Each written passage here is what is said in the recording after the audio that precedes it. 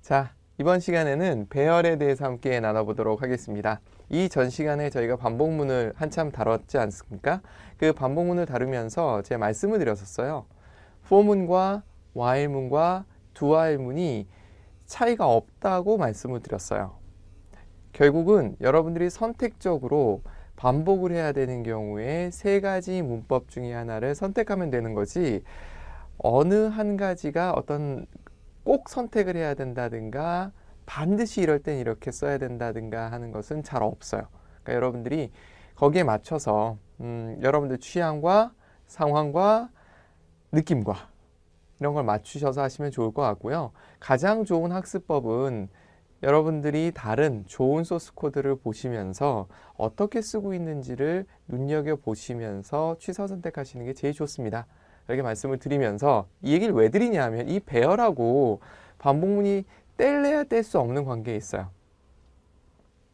변수를 사용하는 데 있어서 크게 기본형, 비기본형 이렇게도 나누거든요. 지금까지 여러분들이 배웠던 변수형들은 기본형이라고 불리우는 것들이에요. 지금 저랑 같이 함께 할 배열, 그리고 이후에 같이 나올 구조체, 그리고 또 그 뒤에 기회가 되시면 배우게 될 클래스, 이런 것들은 비기본형이라고 별도로 빼놓습니다. 그 이유가 여러 가지가 있어요. 근데 특히 배열 같은 경우는 반복문이랑 딱 맞춰서 만들어진 거예요.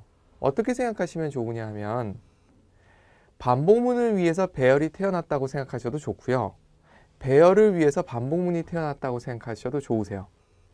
닭이 먼저냐 달걀이 먼저냐를 구별할 수 없듯이, 마찬가지로 배열이 먼저인지 반복문이 먼저인지를 구분하기 굉장히 어려운 부분이 굉장히 많습니다. 개인적으로 오프라인에서 강의할 때는 배열과 반복문을 거의 동시에 나가거든요. 반복에 필요한 문법들, 그리고 그걸 잠시 다루는 것들과, 그리고 배열의 문법들을 계속 업그레이드하는 것을 거의 동시에 진행을 해요. 그만큼 반복문과 배열은 함께 간다고 생각을 하시면 좋을 것 같아요. 자, 그럼 본격적으로 배열로 들어가면서 여러분들하고 지금까지 배웠던 변수와 무슨 차이가 있는지 좀 알아보고요. 그리고 또 하나는 배열과 반복문이 어떻게 조화를 이루어서 여러분들이 실제로 코딩하는 데 도움이 되는지를 같이 한번 살펴보도록 하겠습니다. 목차는 필요성, 편리성을 간단하게 또 한번 제가 간단히 정리를 한번 드리도록 하고요. 그리고 배열이 1차원, 2차원, 그리고 다차원 배열 등등이 있어요. 그리고 굉장히 중요한 겁니다. 캐릭터형 배열, 그걸 문자열이라고 부르는데, 그 문자열들이 어떤 특성을 가지는지, 그리고 처리할 때 어떤 걸 조심해야 되는지 등등을 같이 한번 살펴보면서 다양한 예제를 통해서 여러분들이 좀 더 훨씬 이론적으로도 그렇고 실제로도 그렇고 도움이 되도록 저희가 함께 가도록 하겠습니다. 자, 그럼 들어가 보도록 할까요? 자, 배열. 동일 구조의 많은 자료를 다룰 때 사용한다, 이렇게 표현을 했는데, 좀 더 C 언어답게 표현을 하자면 같은 용도, 저희가 함께 변수에 대해서 변수를 어떻게 잡을 것인지에 대해서 이야기했던 거 기억 혹시 하시는지 모르겠습니다. 기억하시길 바라면서, 변수를 사용할 때 3단계가 있다고 말씀을 드렸었어요. 첫 번째가 선언, 두 번째가 값 지정 또는 초기화라고 제가 말씀을 드렸고요. 세 번째가 사용, 이렇게 말씀을 드렸거든요.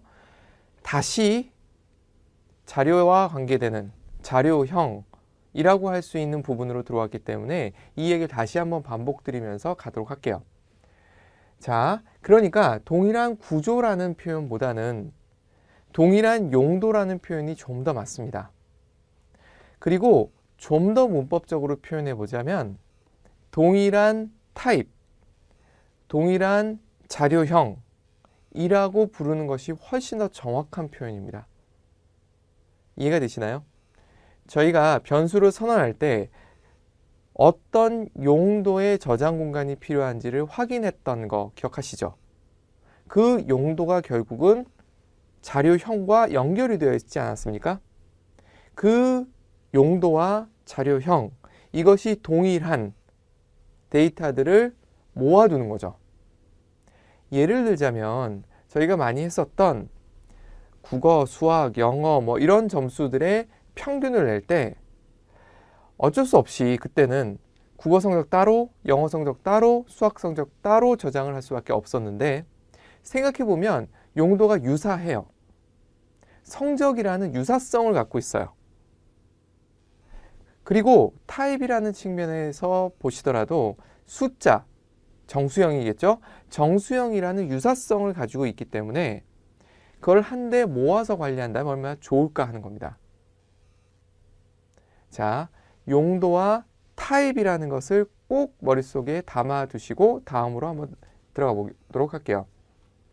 변수는 한 개의 자료를 저장한다. 하나의 정보 저장 공간이에요. 물론 크기는 조금씩 다를 수 있고 제가 비트별로 나누는 것도 한번 보여드린 적 있었을 거예요. 그렇게 생각하면 하나의 자료형 안에 여러 개가 들어갈 수 있기는 해요. 하지만 그것이 반복문하고 같이 연결돼서 쓰인다고 하기에는 조금 다른 의미예요. 하지만 배열은 여러 자료를 저장을 하는데 정확하게 말씀을 드리자면 여러 자료를 모아서 반복하기 쉽게 하겠다라는 것이 궁극적인 목표예요. 즉, 반복문과 배열은 동시에 태어났다고 생각하시면 가장 좋을 것 같습니다. 그래서 분리되어 있는 상자를 모아놨다 이렇게 표현을 하고 있어요. 자, 이 표현에 대해서 좀 더 프로그램적으로, C 언어적으로 다뤄보도록 하겠습니다. 자, 좀 더 자세히 들어왔어요. 배열이란 좀 더 컴퓨터 차원에서 봤을 땐 자료형이 같은 값 여러 개를 연속된 기억 장소에 하나의 이름으로 저장한다 이렇게 되어 있어요. 자, 이 부분에 대해서 어떤 식으로 연속돼서 저장되는지는 제가 뒤에 디버깅하는 거, 프로그램을 통해서 디버깅하는 걸 보면서 메모리가 어떻게 구성되어 있는지 한번 더 보여드릴 거예요. 그냥 머릿속에는 값들이 쭉 연결되어 있다라고 생각을 하시면 좋을 것 같아요. 그렇게 쭉 나열이 되어 있다라고 생각을 하시면 가장 좋은 모양일 거라고 생각하고요. 그리고 제가 항상 변수를 다룰 때 박스를 그리지 않았습니까? 그 박스가 여러 개가 이어져 있다. 이렇게 보시면은 제일 좋을 것 같습니다. 자, 그랬을 때 하나의 이름으로 관리를 하기 때문에 각각을 구별할 필요가 있겠죠. 그렇겠죠? 한꺼번에 뭉쳐 있기 때문에 각각을 구분해서 여러분들이 사용해야 될 때 또는 값을 지정해야 될 때들이 있을 거예요. 그럴 때 어떻게 구별해서 사용할 것인가에 대해서 보면 먼저 각각을 원소 또는 엘리먼트라고 일단 불러요. 일단 용어는 이렇게 하고 어떻게 구분을 하느냐 하면 첨자, 인덱스를 줘요. 근데 여기서 주의사항이 뭐냐면 0번부터라는 것을 꼭 기억해 주셨으면 좋겠습니다.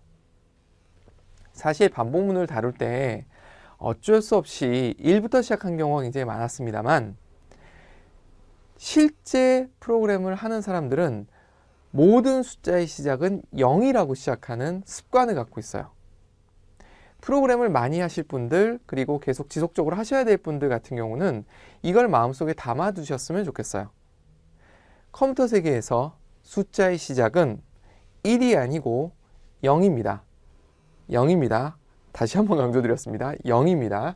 그래서 엘리먼트들, 원소들을 나열을 해놨을 때 구별하는 첨자 또는 인덱스는 0부터 시작한다는 것을 다시 한번 강조드리고 싶습니다. 자, 그 다음에 배열의 차원이 있는데 차원은 여러분들 기억하실 거예요. 1차원이죠. 수직선이 하나 있으면 1차원이고 이 수직선에 또 하나의 선이 직선에 또 하나의 수직되게 직선이 하나 더 만들어지면 또 하나의 차원이 만들어지면서 2차원. 이 두 직선에 대해서 수직인 또 하나의 직선이 만들어지면 3차원이 된다.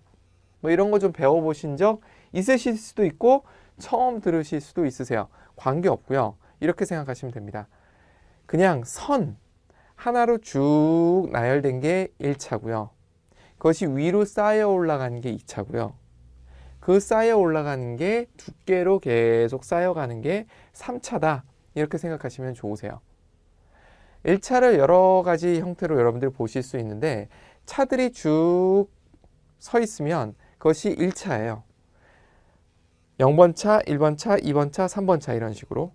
근데 아파트 같은 경우는 같은 층에도 여러 개의 집들이 있죠. 그리고 층이 쌓여 있죠. 이게 2차고요. 3차는 그 아파트들이 겹쳐 있다고 생각하시면 되세요.